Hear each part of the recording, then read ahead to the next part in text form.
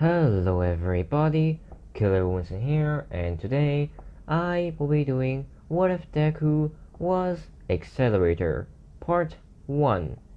So, in the last part, Part 0, I just explained what happened to Deku whenever he was from 3 years old up to he was 5 years old.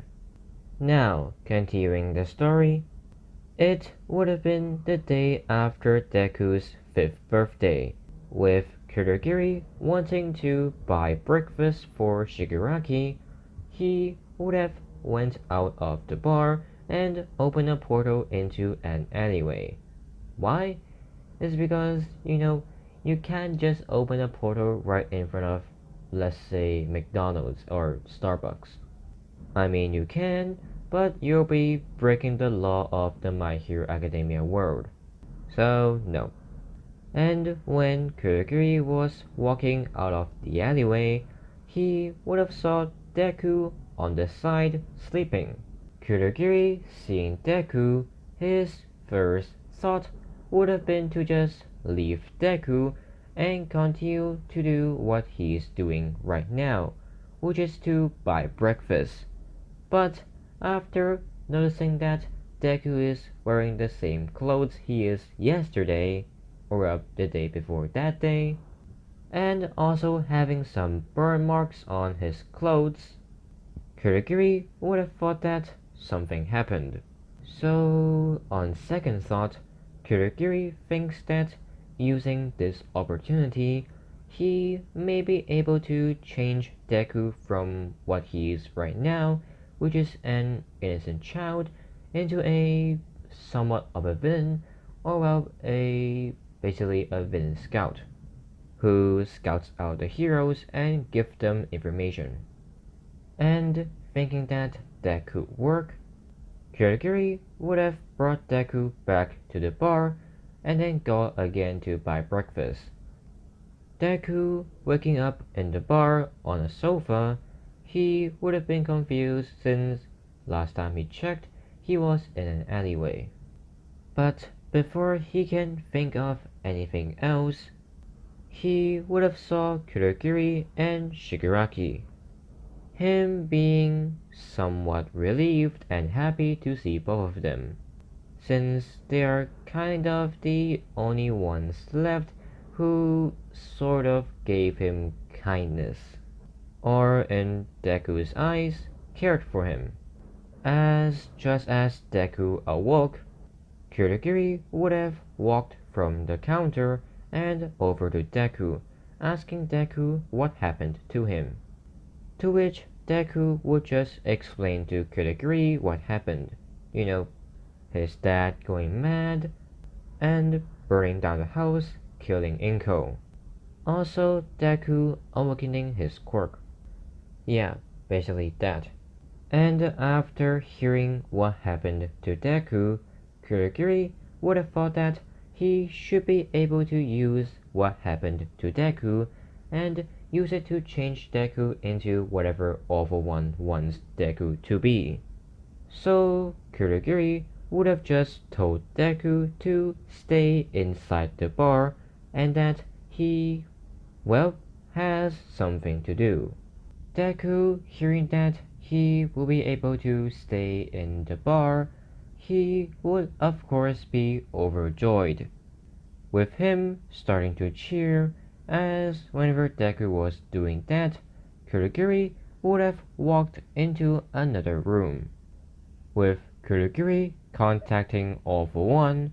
All For One would have basically picked up, him asking Kurogiri what he contacted him for, to which Kurogiri would basically report to All For One what he found out, and also asking All For One if they can take Deku into their wing and basically train Deku into a villain.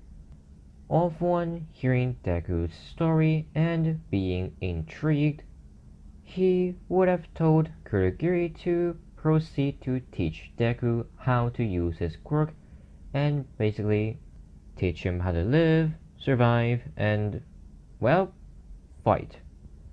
With the call ending, Kurogiri would have walked out of that room as Kurogiri would have told Deku to come over, which Deku does.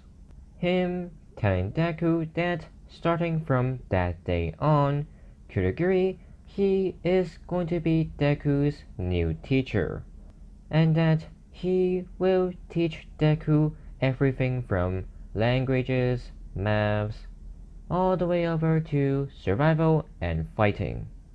Now, about 1 year later, whenever Deku was 6 years old, he would start to find out that his quirk is kind of more than direction changing.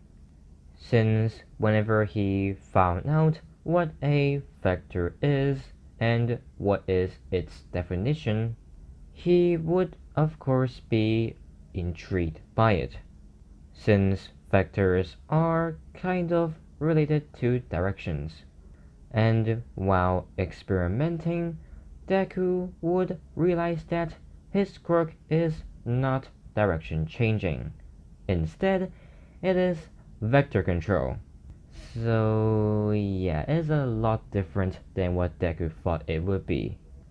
Him immediately wanting to tell Kurogiri about his discovery, as he would have walked over to the room where Kurogiri is in right now. But before he opens the door, he would overhear something. It going something like, "Master of One, are you certain that Izuku Midoriya cannot be your successor?" "Yes, Kurogiri, I'm sure of it." "But, Master, I don't understand. Why?" "Izuku's quirk, direction changing, can be very useful in battle, and with enough training, he would be untouchable, even against All Might. So why?" "Kurogiri, even if Izuku Midoriya is untouchable, I would still not choose him as my successor. The reason is that Tomura Shigaraki is actually the grandson of Nana Shimura, who's the previous holder of One for All, and also the teacher of All Might. Just by that fact alone, he is more valuable to me than Izuku Midoriya." "But that's enough, Kurogiri. Izuku Midoriya is just our pawn and our tool. He's only here because he can be useful. Other than that, he is nothing." "You are getting too attached to him, Kurogiri. So here's a new order. Instead of focusing all of your energy on our little pawn, Izuku Midoriya, you should start focusing on Tomura Shigaraki, Kurogiri." Yes, Master." As that was when the conversation would have ended, with Kurogiri walking out of the room. He would have saw Deku standing right next to the door and leaning onto the wall, him asking Deku if he would like to see him, or just talk to him.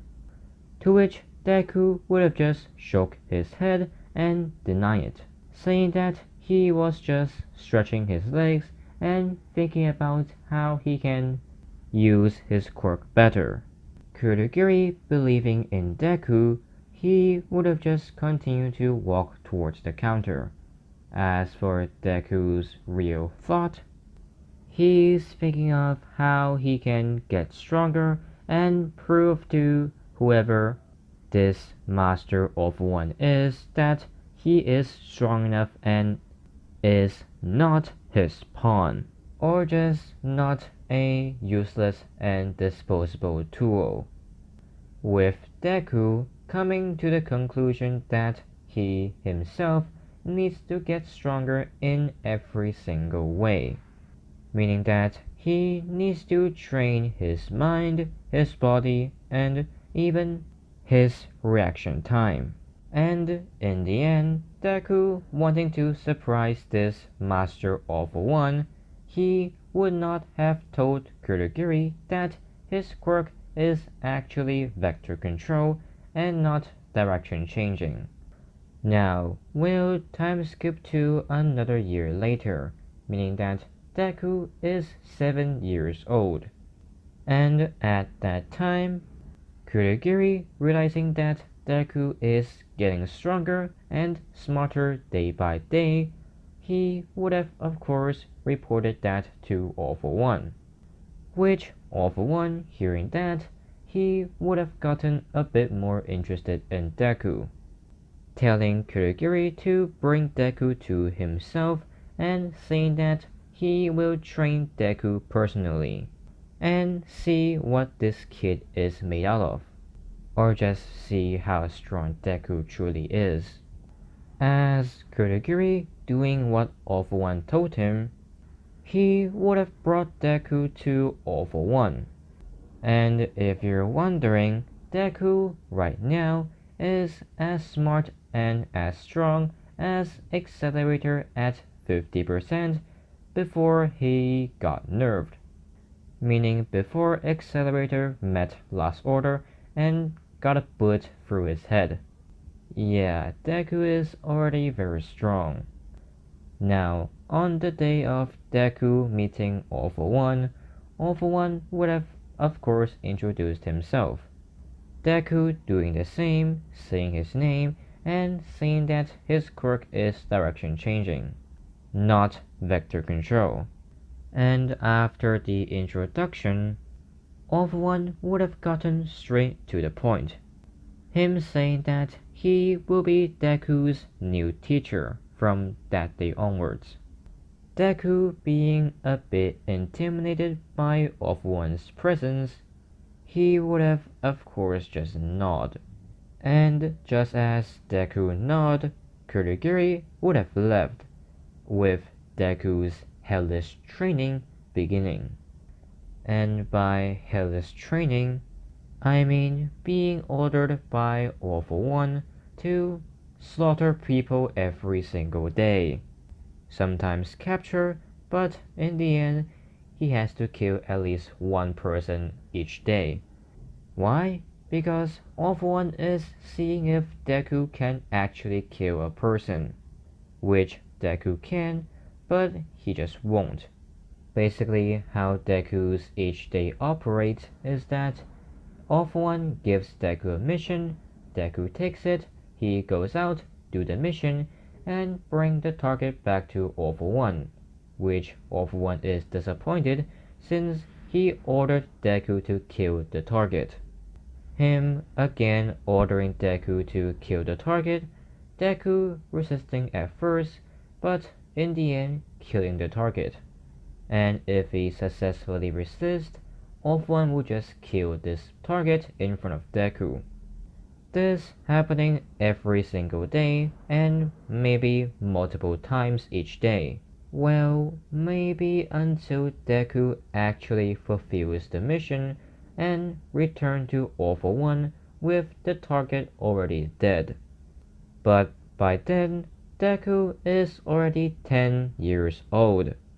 Also, by then, Deku is already as strong as Accelerator before he got nerfed, and also as insane as Accelerator. Now, one day after doing another one of All For One's missions, Deku returning in front of All For One, he would have told him that the mission is complete and the target is dead. All For One smiling as he would have given Deku another mission. But this time, Deku listening to All For One's orders, he would have noticed that even though All For One is telling Deku to kill this target, he is hinting at capturing this target. And after listening to the entire mission, Deku would have realized that All For One, for some reason, is testing him. Deku, not knowing the mission, by that I mean the real mission, either to kill or to capture, he would have just went with the obvious one, which is to kill, because that was what All For One told him to do and not hinted at. And after finding this target and killing him, Deku would have returned to All For One within 2 hours. Him reporting to All For One that he killed this person, which Deku can tell that All For One is disappointed. Deku being a bit confused, but he would have realized that All For One actually wanted to capture this person, as the next mission would have been the same. All For One telling Deku to kill this target while hinting at capturing this target. But this time, Deku would have captured this target. Him bringing the target to All For One, but All For One would have again be disappointed.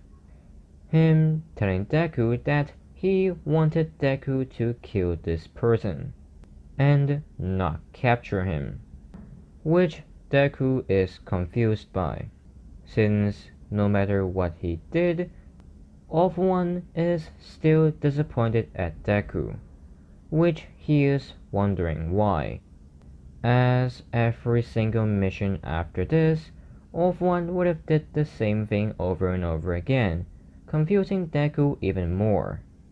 But right after another mission, Deku would have realized that All For One is not trying to test him. Instead, Deku thinks that All For One is purposefully making Deku fail all of those missions. As for the reason, Deku just thinks that the reason behind All For One wanting to basically cause Deku to fail so many missions is because All For One wants to dispose of Deku, and that when he does dispose of Deku, he would have an excuse saying that it's because Deku failed too many missions, he is basically useless to All For One. And because he is useless to All For One, he would have been killed by All For One. However, Deku would not understand why All For One wants to kill him. But no matter what that is, Deku would start to prepare the day of All For One basically betraying him, which that day would have came in the form of the last mission. All For One telling Deku that if he does not complete this mission, or not fail this mission and finish it, then All For One himself will personally dismiss Deku. Basically, to put it simple, kill Deku. With All For One continuing to explain the new mission. It being Deku has to capture a man with a cloning quirk. Emphasis on capture, with All For One hinting at Deku to kill this person. Deku not knowing what to pick, he would have went with kill this person. As Deku, after listening to the whole mission, he would have started to gather information. And by that, I mean find where this person is living in, which he does after, let's say, an hour. Him arriving at the apartment building as he would have saw this man walking into his house, or his apartment. Deku smirking, he would have actually tried to teleport there. And by teleport, I mean move at high speeds to get there instantly. However, before he actually does it, he would remember that he is being watched by All For One. So instead of that, he would have just walked there normally. Him arriving in front of the apartment door and knocking on it. And as the man opened the door, Deku would have put his hand on this man's chest and sent him flying back. Him also entering the house and closing the door. The man being confused as Deku would have rushed in and grabbed this man by his throat, lifting him up in the air and saying, "Well then, mister, looks like your time has come." No, stop. Who are you? Does it really matter? But I must ask, have you ever wondered what would happen to a person if their blood reversed? As the man would have been exploded into a billion pieces, with his blood shooting into every single direction and some landing onto Deku's face. Deku wiping some blood off of his face, he would have said, "This method of killing is messy. Well, at least it was fun." But just as Deku said that, all of the blood would have started to evaporate and disappear. Deku being a bit confused as he would have saw that the window was opened. Him walking over and seeing the same guy running across the street. Deku saying, "Well, looks like this is getting interesting." Him also jumping off the window and following this guy. As while Deku was chasing the target would have turned to his right and run into an alleyway. Deku swiftly following the target, he would have found the target standing right there and, well, strangely waiting for Deku. Deku stopping right in front of the target and saying, "Well, have you accepted your fate, mister?" The target saying, "As if I would die to a kid like you. Get him!" And just as the target yelled that, multiple clones of the target would have ran out from behind the target that was yelling, and also running out from behind Deku, surrounding him. Them taking out their guns and pointing it at Deku. The target saying, "Well, look at how the tables have turned." But they would have just heard a sound coming from Deku. That sound being